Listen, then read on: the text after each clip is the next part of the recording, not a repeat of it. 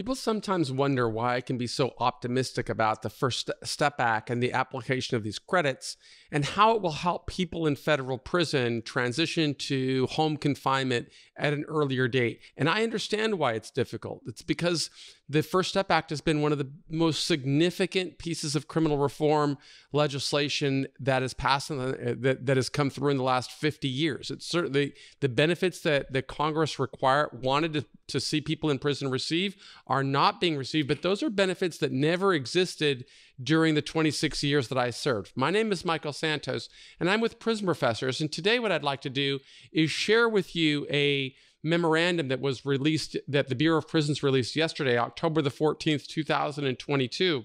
And they released this memorandum directly to people inside of halfway houses. It's my understanding that this memorandum did not go to people in federal prison, but what it does is it shows the challenges that the agency has had in implementing the will of Congress and applying all of the First Step Act credits to people in prison. I do think it's going to change, but let's look and see what happened by just reading through the memorandum. And I'm reading this specifically for people who consume our content on iTunes or YouTube or someplace where they're not having access to the website. On the website itself, you will see that there are buttons where you can download the actual memorandums that I am reading. Of course, if you're consuming this inside of a jail or a prison, you don't have access to that information, but perhaps you can have a family member download it if it's something that you want to see. But first, let me just read it and offer some interpretation and analysis from it. So I'll start with the blurb, as I always do. The Bureau of Prisons issued an unsigned memorandum on October the 14th, 2022 to people who transitioned from federal prison to a halfway house. We share that memorandum, and with help from our SMEs, that's our subject matter experts, we offer some analysis of what it says. That is one of the commitments that we make to people in prison, is we don't only share with you what we're learning, we share with you where did we get that information. And as soon as I saw this memorandum, I reached out to one of our subject matter experts and I retained him. I hired him to say, what are you learning about this? He spoke with people in the Bureau of Prisons today so that he could find out what's going on inside of the agency. And now we could pass along really valid information to the members of our community. So as I mentioned before, at the top of the page, you will have the different memos, or you could just click them and see them. I'll click them and see them so I can show them to you after I read this memo from yesterday. So October the 14th, 2022 memorandum. On October the 14th, 2022, the Bureau of Prisons issued another unsigned memorandum on U.S. Department of Justice letterhead. It came from the Federal Bureau of Prisons Reentry Services Division. This memorandum stated as follows: under the First Step Act of 2018, FSA, eligible individuals in the Bureau of Prisons, BOP, custody are able to earn and apply time credits toward time off their sentences and or early placement in pre-release custody. Since January 2022, BOP has been calculating these credits using interim procedures. Recently, the agency moved to a more precise automated calculation, which led to some calculations changing, which impacted some inmates' community placement dates. It's sometimes these memorandums that come out, they're difficult to read because they have run-on sentences and they're not clear. At least they're not clear to me. As of the issuance of this document, individuals already in community placements or within 2 months of a community placement who had received FSA time credit under the interim calculation will not see a change in release date based on the automated calculation. Another long, confusing sentence, but I'll do my best to untangle this in the analysis portion of this video.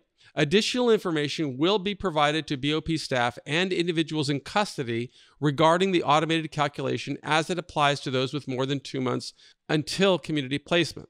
Now I'm going to read what I wrote as an interpretation and analysis of the BOP memorandums, but then I'll go ahead and give some additional commentary as well. This 10-14-22 memorandum shows us how much trouble the BOP has had in creating a uniform policy to award earned time credit. On Saturday, today, October the 15th, I spoke with one of our subject matter experts. He told me that he spoke with one of his former colleagues at the Bureau of Prisons to get clarification on the October 14th, 2022 memorandum. Apparently, with the new auto calculation of credits, some people who had transferred to home confinement or to a halfway house got bad news.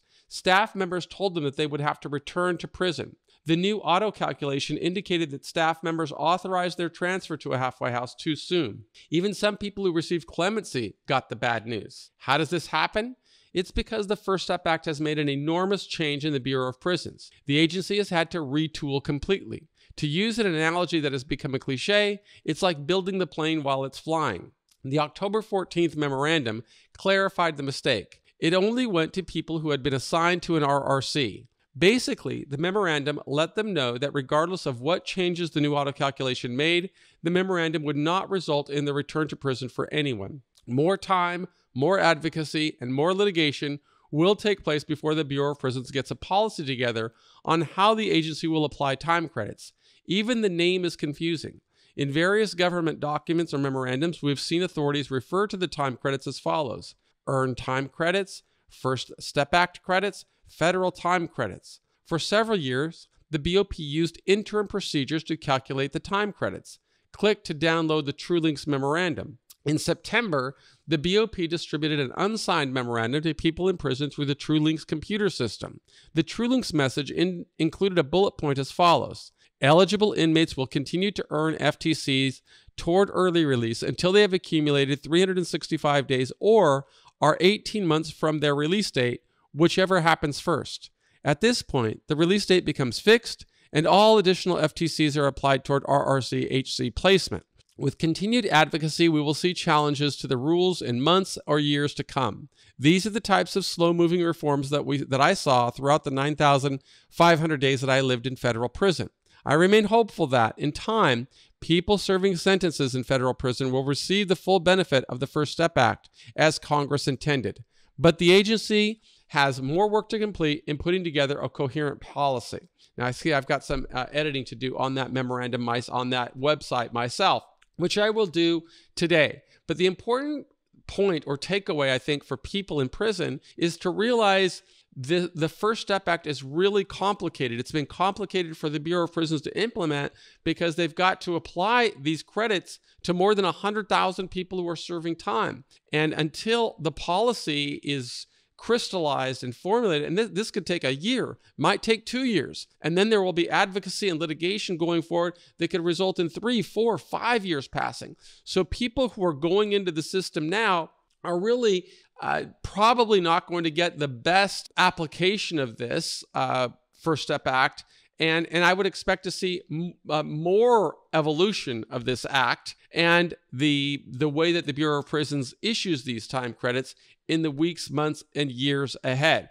Our team at Prison Professors will certainly do our part to bring attention to some of these discrepancies and show the disruption that it causes to people's lives. When people don't know when they can get out of prison, when they don't know what they can do to earn the time credits and have them apply to them, it doesn't serve the will of Congress. It doesn't serve what a bipartisan legislators found that they really wanted to pass. They wanted to get more people working, and they wanted to incentivize them to get them home so that they could transition into society as law-abiding citizens.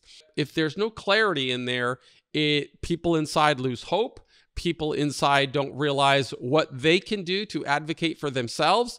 And we on the outside will do our best to advocate on their behalf. This memorandum had to fix an error that the administrators in the agency made when they let people know, hey, the auto calculation could result in you going back to jail or going back to prison if you're in an RRC.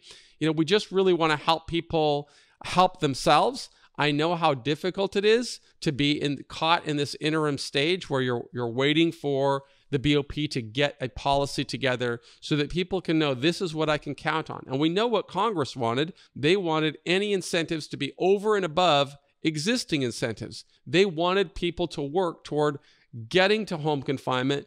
And it seems as if the people who are serving time right now are having a hard time getting that bit for the time that they have earned. So we'll do our best part to try and change that system. If you're going through the system, though, I do encourage you to maintain hope. I encourage you to make sure that you're participating in your financial responsibility program. You're not getting disciplinary infractions, and that you are participating in programs, because even though these kinks take a long time to work out, you never know how it's going to benefit you, either while you're in prison, while you're in a halfway house, while you're on home confinement, while you're on supervised release. And the more that you can articulate a plan of how you've worked to prepare for success, the more it's going to help you all the way through the journey. And I'm not speaking of something I don't know. I served 26 years in federal prison. I came back. I went through every stage of the journey. I'm going through high security penitentiaries, medium security federal correctional institutions, low security prisons, minimum security prisons, halfway houses, home confinement, early termination of supervised release, special parole. I went through the entire gamut. And I can assure you that all the way through the journey, I had these kinds of obstacles and misunderstandings and difficulties.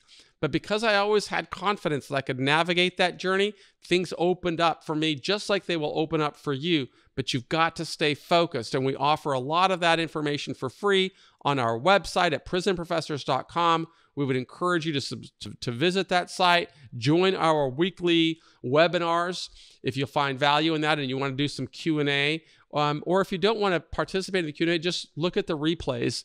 You can get them on iTunes through our podcast on iTunes. You can see it on YouTube if you prefer an audio or video format rather than reading. But we definitely are always striving to provide as much information as we can to help justice-impacted people get the best possible outcome. I am Michael Santos, and we believe in you. Thanks.